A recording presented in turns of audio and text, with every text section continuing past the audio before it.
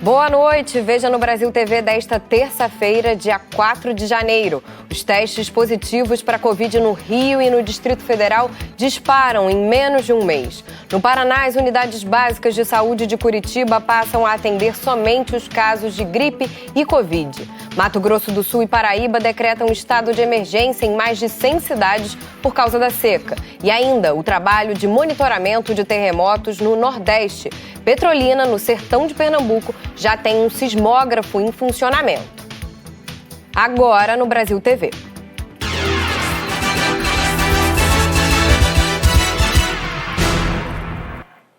O aumento dos casos de Covid no Rio de Janeiro tem gerado muita fila em farmácias, postos de saúde e laboratórios. São pessoas que estão apresentando sintomas e querem fazer o teste para saber: é gripe ou Covid? A quantidade de testes positivos disparou. Janeilson foi o primeiro a chegar no centro de atendimento para pessoas com sintomas respiratórios no Parque Olímpico, na Barra da Tijuca. Estou com muita dor de cabeça, hoje eu acordei com diarreia, dor de garganta está muito forte. Ele veio também para fazer o teste e saber se está com gripe ou Covid. Cada vez mais pessoas com sintomas respiratórios que chegam às unidades de saúde do Rio estão tendo resultado positivo para Covid. A chamada taxa de positividade saltou de menos de 1% dos testes no meio de dezembro para 13% nesta primeira semana de janeiro. Esta unidade de saúde no Recreio, na Zona Oeste, estava cheia hoje de manhã. Muitos pacientes com sintomas respiratórios se aglomeraram no espaço pequeno da recepção à espera por atendimento. A Beatriz veio para saber o que está causando as dores que ela sente há 2 dias. Eu estou com muita dor no corpo desde ontem, cansaço. Nem consegui trabalhar e vim aqui procurar o posto. Vai tentar fazer o teste? Vou. De Covid, eu não sei como eles conseguem ver se eu tô com gripe. Neste Centro Municipal de Saúde da Praça da Bandeira, também cresceu a procura por testes. Os funcionários da tenda que oferece exames se surpreenderam com a quantidade de casos positivos. Movimento grande também na clínica da família Santa Marta, em Botafogo, na Zona Sul. Pacientes esperavam por atendimentos em cadeiras colocadas do lado de fora. Funcionários contaram que perceberam um aumento na procura por testes desde ontem. A busca também cresceu nos laboratórios particulares e nas farmácias.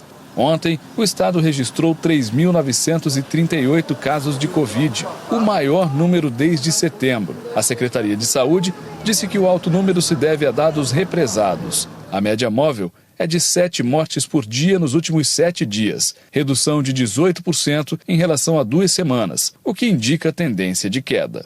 Médicos e autoridades de saúde dizem que o aumento do número de casos de Covid pode ser explicado pela presença da variante Ômicron do coronavírus no Rio de Janeiro.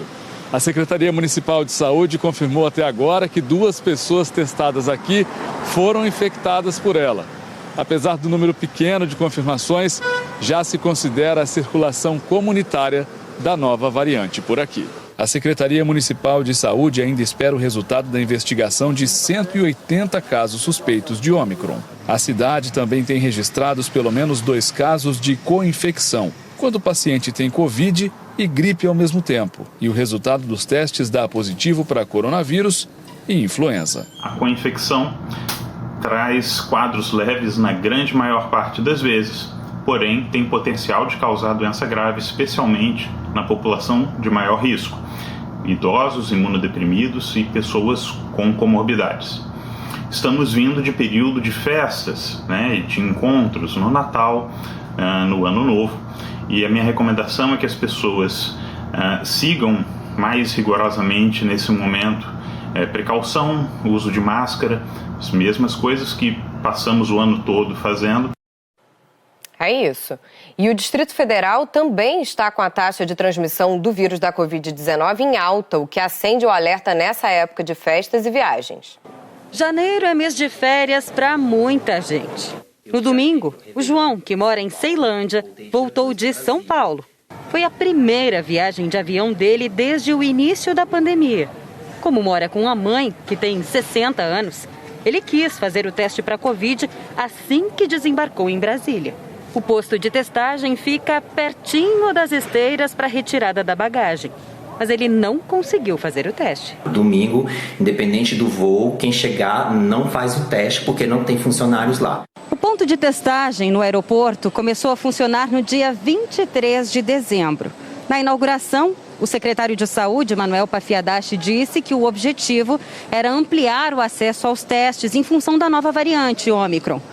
Mas o posto funciona só de segunda a sexta-feira, das 8 da manhã até as 5 da tarde.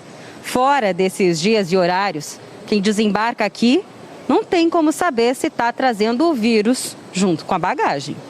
Ontem, a Secretaria de Saúde confirmou que a taxa de transmissão da Covid voltou a subir no DF. Passou o último mês todo abaixo de 1, o que indicava uma redução no contágio. Agora, a taxa chegou a 1 mais uma vez. Significa que a cada pessoa diagnosticada, existe mais uma infectada. Ou seja, a cada 1.000 diagnosticados, existem outros 1.000 infectados. Por isso, os testes são tão importantes. Mesmo quem não tem sintomas, pode estar transmitindo a doença.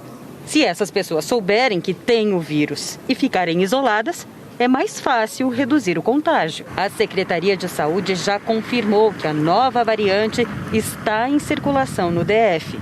A média móvel de novos casos de Covid aumentou mais de 500% em relação a 14 dias atrás. Por isso é tão importante completar todas as doses da vacina. Em Belém, a falta de vacinas Pfizer dificulta a aplicação da dose de reforço do imunizante. O Ingo Miller tem as informações. Em pelo menos 5 unidades básicas de saúde, não havia vacina Pfizer disponível.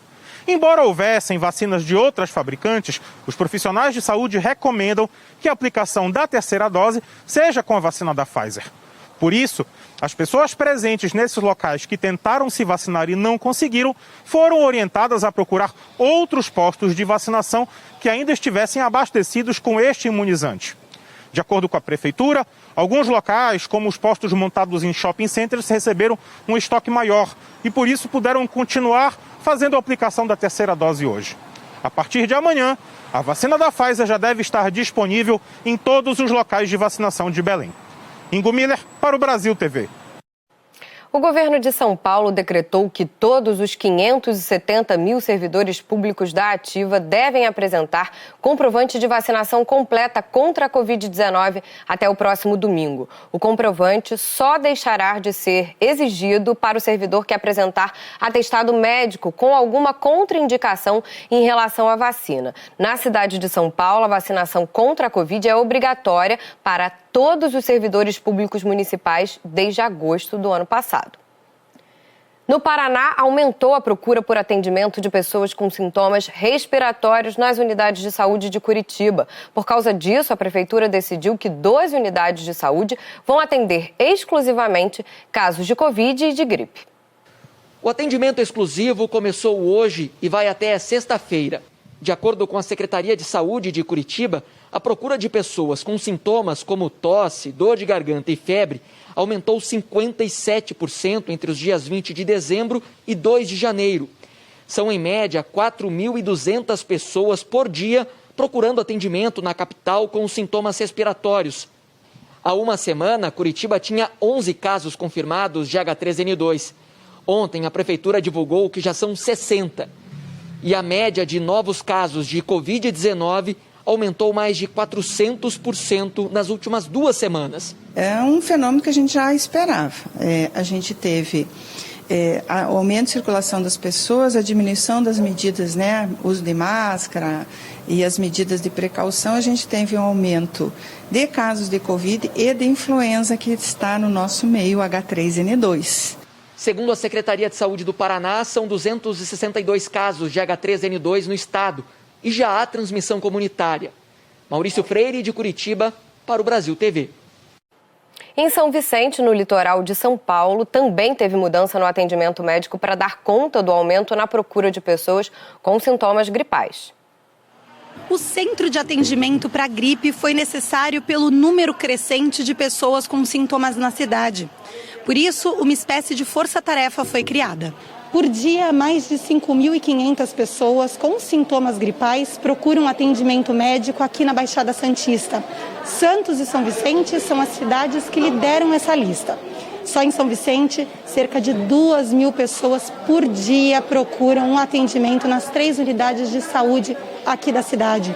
São números que acendem um alerta para um surto de gripe aqui no nosso litoral. O novo espaço funciona todos os dias, das 7 da manhã às 10 da noite, no prédio da UBS Central, na Avenida Antônio Emerick.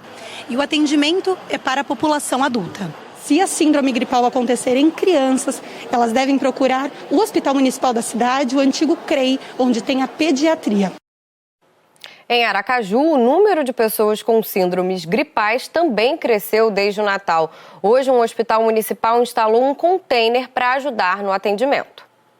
Aracaju registra um nítido aumento de casos de pessoas com síndromes gripais. Somente durante o último final de semana foram realizados 1.896 atendimentos. Um plano de contingência está em andamento na capital sergipana para atender esse fluxo e principalmente depois desse período de festas, já que a expectativa é de que o número de casos aumente.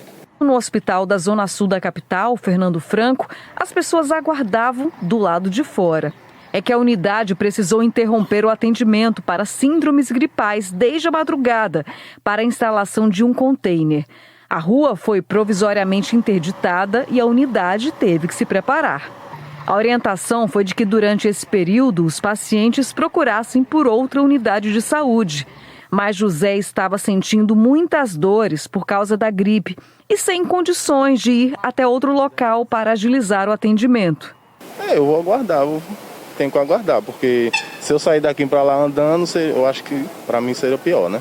A Secretaria da Saúde de Aracaju diz que com a instalação do container, a meta é que o atendimento seja agilizado.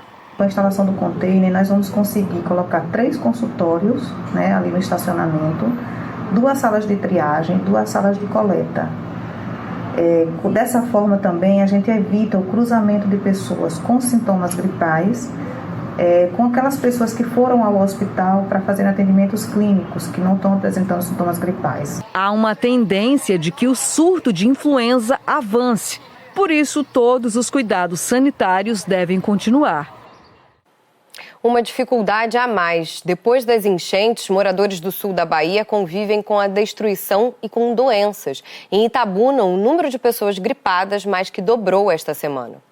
O entulho ocupa a rua estreita de Itabuna, no sul da Bahia. A cidade está assim desde que os moradores começaram a voltar para casa. A prefeitura já recolheu mais de 10,5 toneladas de lixo. Ângela voltou para casa há uma semana e se esforça para colocar tudo em ordem. Tem muita coisa ainda para adiantar. Muita lama ainda tem muita lama e muita chamichurra dentro de casa ainda tem. Mas além do lixo, que pode trazer doenças, existe uma nova preocupação. Depois da enchente, moradores começaram a apresentar sintomas gripais. O aumento no número de casos foi de 125% esta semana. Itabuna enfrenta um surto de gripe. Hoje, um gripário pediátrico começou a funcionar na cidade. Só nas 2 primeiras horas da manhã, 30 pacientes foram atendidos. Uma equipe de médicos e enfermeiros da Força Nacional do SUS começou a atender moradores que estão em abrigos. Além desses profissionais, outros 34 médicos já chegaram à Bahia. Eles são distribuídos de acordo com a demanda das cidades. A gente remanejou alguns profissionais para ajudar na UPA. A gente tem um grande problema de carência de médicos no município. Um outro trabalho que não pode parar é a ajuda aos mais de 93 mil desabrigados ou desalojados. Hoje, um comboio da Marinha e da Prefeitura de Salvador saiu da capital baiana. Uma viagem de mais de 500 quilômetros para levar 50 mil litros de água até a cidade de Itambé. Colchões, botijões de gás e geladeiras também foram doados a moradores das cidades de Vereda e Lagedão, no extremo sul do estado. Passar por uma situação dessa é muito doída, é uma coisa que a gente não vai esquecer nunca. No Pará, o nível do rio Tocantins subiu muito e já está 11 metros acima do normal. Hoje de manhã a situação ainda era difícil para moradores do núcleo Nova Marabá. Muita gente teve que abandonar as casas. Militares do Exército estão na cidade para ajudar no transporte de eletrodomésticos e móveis para abrigos montados pela Prefeitura. Em alguns locais da cidade, a água chegou na canela das pessoas e também invadiu casas. Essa mulher carregou uma máquina de lavar. Da hora que começou a chuva, eu levantei, que estava baixando o plástico e eu suspendendo. E aí foi na hora que eu levantei de lá para cá, não dormi mais. Que é a hora que o plástico esfria, é a hora da gente dormir. Aí foi a hora que eu tive que estar acordado, né? Para proteger o barraco, né? As coisas. Segundo a Defesa Civil, o nível do rio Tocantins está quase 11 metros acima do normal. O número de desabrigados já passa de 100. Kleber é um deles. Já não pegou mais cedo, nós, surpresa todo mundo. Tem que ficar, aguentar a enchente todinha aqui, que não tem dinheiro para alugar. Mário Carvalho para o Brasil TV. A cheia do rio Tocantins também causou destruição em Imperatriz, no sudoeste do Maranhão. Por lá, a água já subiu quase 10 metros. Mais de 200 famílias foram retiradas de casa e levadas para abrigos provisórios. Cenas parecidas foram registradas no sul do estado. Na cidade de Mirador, casas desabaram. Ruas estão completamente alagadas. Quem mora na zona rural não consegue chegar a outras áreas porque as estradas estão inundadas. E choveu forte também em Tatuí, no interior de São Paulo. Muita gente ainda está tendo trabalho para limpar a sujeira que ficou depois do temporal. A Karina Rica tem os detalhes. Amanhã, hoje, aqui em Tatuí, foi de reconstrução e de limpeza. Isso porque ontem à tarde choveu 61 milímetros em apenas 3 horas. A forte chuva causou enxurradas, ruas ficaram alagadas, carros foram arrastados. Esse calçamento aqui, ele foi arrancado com a força da água, com a força da chuva. Então, hoje, o pessoal da Secretaria de Obras está aqui, está trabalhando, está refazendo esse calçamento para que a rua possa ser liberada, mas realmente foi uma tarde de bastante caos em Tatuí. Existe a chance de novas chuvas aqui em Tatuí hoje. Cerca de 30 milímetros é a previsão para hoje. Karina Rica, para o Brasil TV. E no Mato Grosso do Sul, o problema é a seca. O governo decretou situação de emergência em todo o estado por 6 meses. O céu está encoberto, mas chuva que é bom, nada. Foi assim em grande parte de Mato Grosso do Sul em dezembro. Em Dourados, município produtor de grãos, não choveu nem 20% da média prevista para o mês. Eu não me recordo, nos últimos anos, um ano tão atípico e tão agressivo no nosso clima aqui no nosso estado. A Federação da Agricultura e Pecuária do estado estima prejuízos de até 40% nas lavouras. A maioria das lavouras no Mato Grosso do Sul está nessa fase de enchimento de grão.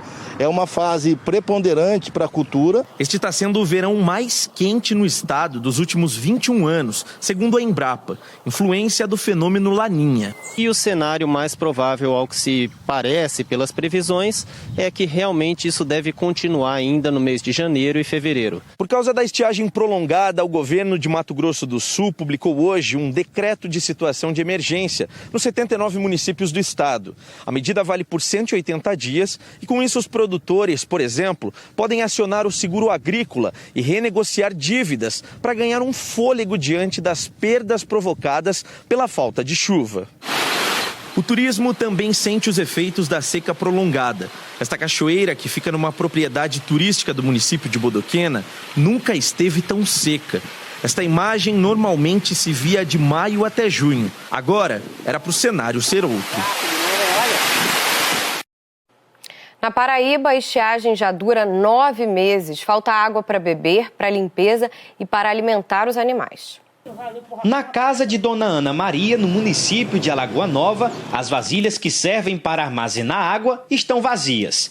A agricultora agora precisa comprar água de um caminhão-pipa. Uso para lavar roupa, para lavar banheiro, para cozinhar. Alagoa Nova é um dos 46 municípios da Paraíba que estão em situação de emergência por conta da estiagem, de acordo com o decreto do governo do estado. A situação vem piorando desde março de 2021, quando o monitoramento do governo federal apontou que o solo está seco em todo o estado. Aqui na propriedade de seu Luiz só restou esta vaca e o rebanho de ovelhas foi reduzido. Com a terra seca, a plantação também ficou inviável. Na Caatinga só é possível encontrar a palma forrageira, uma espécie de cacto resistente ao período sem chuvas e que serve para alimentar o gado. É difícil para tudo, porque sem água a gente não vive. Para animal, para gente, para tudo. Porque a seca é pesada e é ruim para tudo. Em Serra Redonda, a chuva dos últimos dias aumentou um pouco o nível deste reservatório e os moradores correram para preparar o local. na esperança de armazenar água com as chuvas do ano que vem. Quando você tem um maior impacto, é aquele homem do campo, aquele que está a 20, 30 quilômetros da sede do seu município. Nós precisamos sim de um programa efetivo de município, com planejamento. O governo da Paraíba disse que tem perfurado poços, construído barragens, cisternas e adutoras para levar água aos moradores atingidos pela estiagem. Além disso, informou que distribui água em carros-pipa. A equipe médica do presidente Jair Bolsonaro descartou hoje a necessidade de uma nova cirurgia. Bolsonaro foi internado ontem num hospital em São Paulo depois de sentir dores abdominais. O médico que acompanha o presidente há 3 anos estava no exterior e chegou hoje cedo ao hospital. Poucas horas depois, o hospital divulgou um boletim médico dizendo que o quadro de suboclusão intestinal se desfez, ou seja, não há mais aquela obstrução no intestino do presidente. Por isso, não há indicação de nova cirurgia. Outras informações daqui a pouco no Jornal Nacional. A seguir, hoje é o Dia Mundial do Braille e os desafios de inclusão ainda são muitos.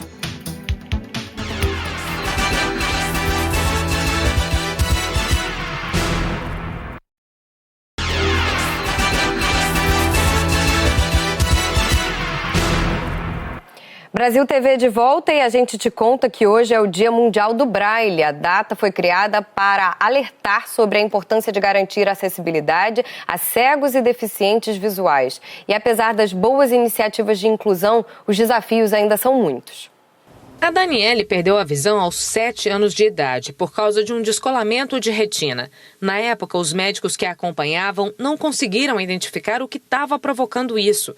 E ainda na infância, quando a brasiliense morava em Alagoas, ela ficou completamente cega. A adaptação à nova realidade ocorreu aos poucos. Eu lembro que eu tenho uma memória muito boa de ficar horas treinando em casa os 6 pontinhos, que é a base do nosso sistema. E ela ficava, você não está cansada? Eu, não, eu quero aprender a ler e escrever. Então esse contato direto com a leitura, ele é fundamental. Só o sistema Braille nos proporciona. Mesmo em meio a todos os recursos tecnológicos que nós temos hoje, nada substitui o prazer de folhear um livro. Hoje, aos 37 anos, ela é professora do Centro de Ensino Especial de Deficientes Visuais, na Asa Sul. São cerca de 400 alunos do DF e entorno atendidos ali. Apesar de espaços como esses, a inclusão ainda é um desafio que enfrenta todos os tipos de obstáculos. Por exemplo, as imediações aqui da escola refletem um cenário ideal, com piso tátil e semáforo sonoro. Mas isso aqui é a exceção. A maioria das ruas não tem nenhum nem outro. As pessoas com deficiência muitas vezes procuram alugar ou comprar imóveis perto de parada de ônibus, locais que favoreçam acesso ao transporte público. Esses lugares precisam ter acessibilidade. Esse hospital particular da Asa Sul montou uma biblioteca inclusiva, aberta à comunidade. São 146 obras adaptadas, ou em braille ou ampliadas, para pessoas com baixa visão. E também audiolivros. A gente tem uma carência muito grande de acessibilidade, né? Além desses recursos eletrônicos, né, de acessibilidade, é muito importante também o Braille, ele não perde o seu espaço, né? Porque o Braille ele permite a leitura e a escrita e a alfabetização de pessoas cegas. Então, se os espaços públicos possuíssem indicações em Braille, as pessoas com deficiência visual teriam muito mais autonomia dentro desses espaços. Uma parceria entre a Universidade Federal do Rio Grande do Norte, a Univasf e a Prefeitura de Petrolina monitora a atividade sísmica no sertão de Pernambuco. O trabalho de coleta de dados geofísicos vai acontecer em todo o Nordeste. Um dos sismógrafos, equipamento que mede os tremores de terra, está instalado no município. O sismógrafo foi instalado no campus de Ciências Agrárias da Univasf em Petrolina. A estação passou a captar as informações em novembro. A escolha do local foi uma estratégia para garantir que os dados sejam apresentados com maior precisão.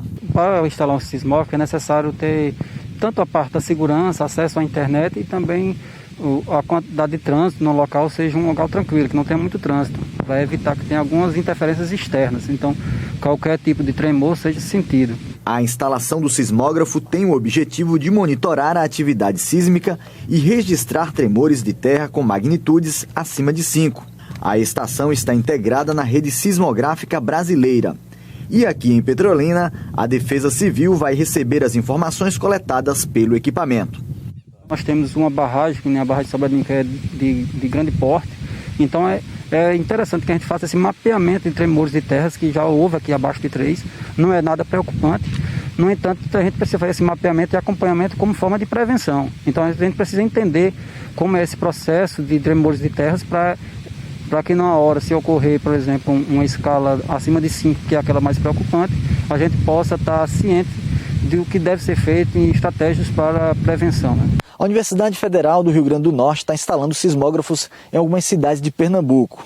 Petrolina foi escolhida porque é a cidade que fica próxima à barragem de Sobradinho. É importante, né, até para a gente ter qualquer movimento que venha a ocorrer aí próximo à barragem, para a gente ter ideia, ter uma precisão de fazer esse monitoramento do entendimento dessas propagações de onda que possa vir a ocorrer e causar prejuízo aí à parede. A escolha desse local faz parte da expansão da rede sismográfica do Nordeste, que está integrada à rede sismográfica brasileira, né?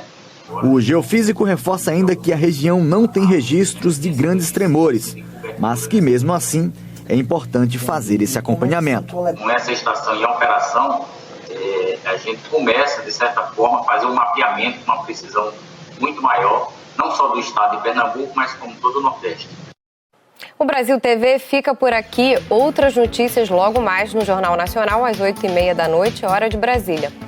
Uma ótima noite para você e até amanhã.